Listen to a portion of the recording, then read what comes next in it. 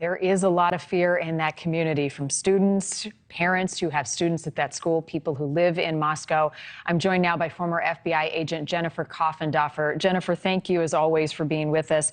Police have a very delicate balance here, a line to walk between not compromising their investigation and sharing too much about the evidence and what they know, but also reassuring the public that we're on the case, we're looking, and we're doing our best to keep you safe. I'm curious, as we await this vigil on Wednesday, which will be happening statewide, but there will be a vigil on the campus of the University of Iowa. Would a killer stay close by? Would a killer show up to an event like that? And how do police and investigators prepare for that possibility? I think in this situation, it is very likely and certainly possible that this killer would go to this vigil. I think this killer is a part of the community. They could be on break and staying their distance, but I believe they're part of this community and they're going to stay keeping a close ear as to what the rumors are and what people believe and police believe might be involved in this case.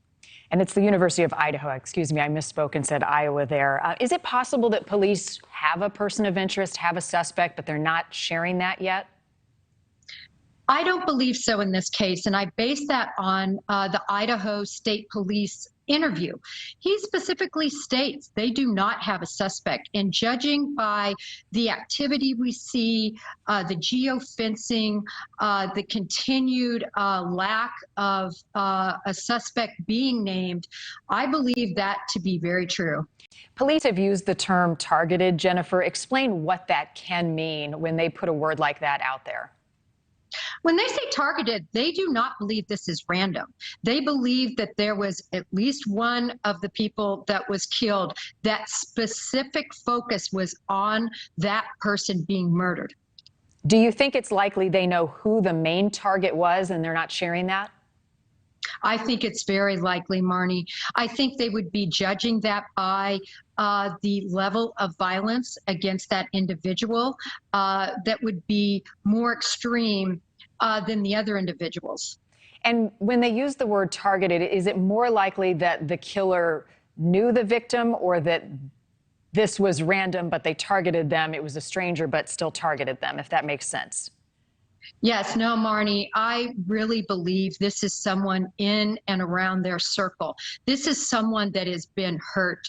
This is somebody that has not been accepted for whatever reason and has been shunned or has the perception of being shunned and struck with extreme violence to get back for the hurt that he is feeling. Do you believe that the 911 calls from the morning after the murders took place will be released, and why authorities are keeping that so close to the vest? I don't think those will be released. And the reason is this. We know they have said that a phone was used that belonged to the roommates, but they have said or indicated that it wasn't the roommate that called. And so they don't want to release these individuals, their names, what was said, because of the specific information regarding this crime that is probably going to be part of that call.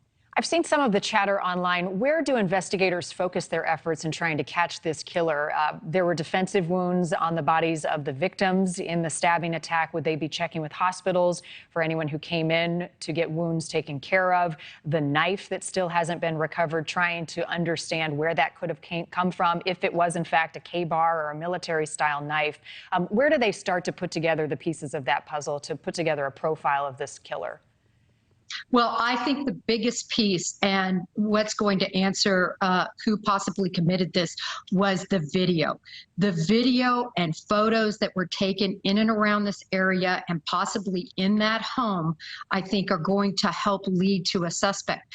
They are also, that knife is very important, and that's why they're just looking at every avenue, checking with everything from pawn shops to recent sales to groups that would use a knife, such as ROTC. They need to unturn every single or open every door possible as to where this knife could have been acquired.